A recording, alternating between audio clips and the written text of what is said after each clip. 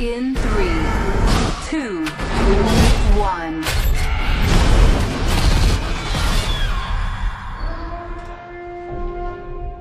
Thank you for your participation. We survived. All police and emergency services have been reinstated. All crime, including murder, is now illegal. Come on, let's get to work. One night only. Rest of the year is peaceful.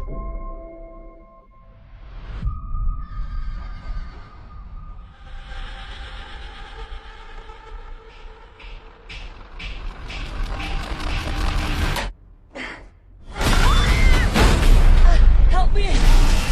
Help me!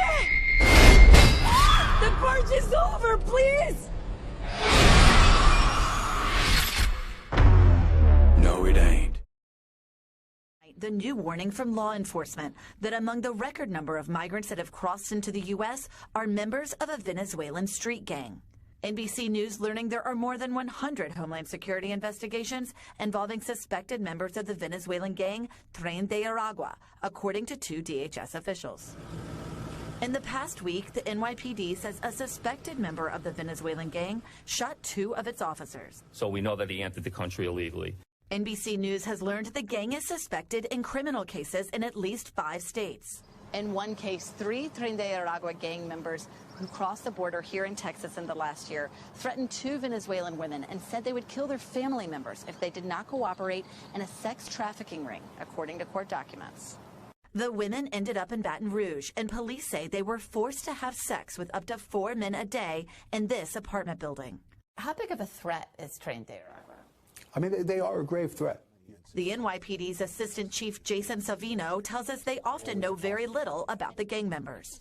I've heard it referred to almost as a ghost criminal. Everything about that individual could potentially be misrepresented. And why does that make them dangerous?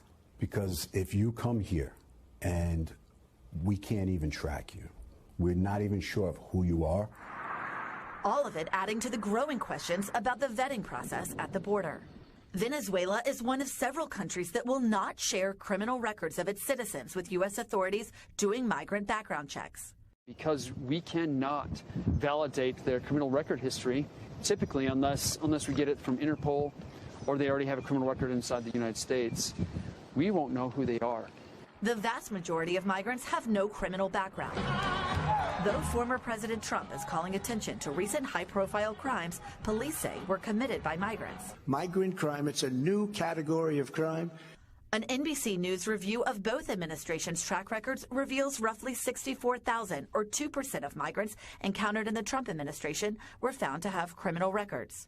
Under the Biden administration, more than 103,000, or 1% of migrants, were found to have criminal records.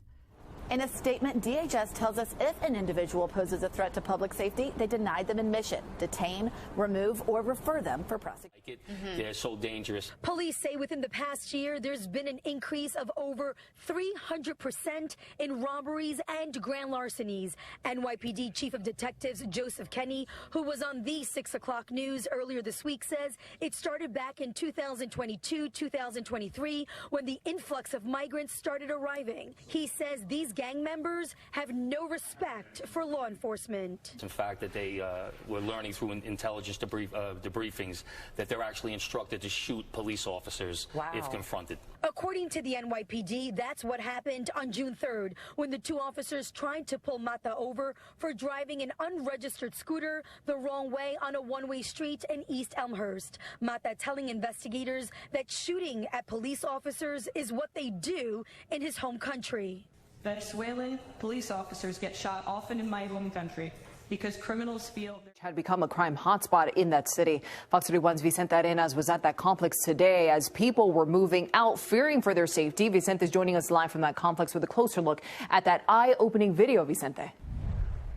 It is eye-opening, Erica. It is significant because this is the first time we've actually seen what has been happening inside that apartment complex at different times. This video, there's 2 different clips you're about to see. One of them, people carrying guns, and another where 2 people are just trying to break down a door. The video shows a group of men walking up a stairwell at the Edge Lowry apartment complex in Aurora. All of them appear to be carrying rifles and handguns, and the video shot earlier this month. One of the men can be seen talking on a cell phone. They all then gather around a door and go in. Another video clip shows men forcing a door open. But what or who they were searching for, not clear. The video was shot in the building where Cindy and Edward Romero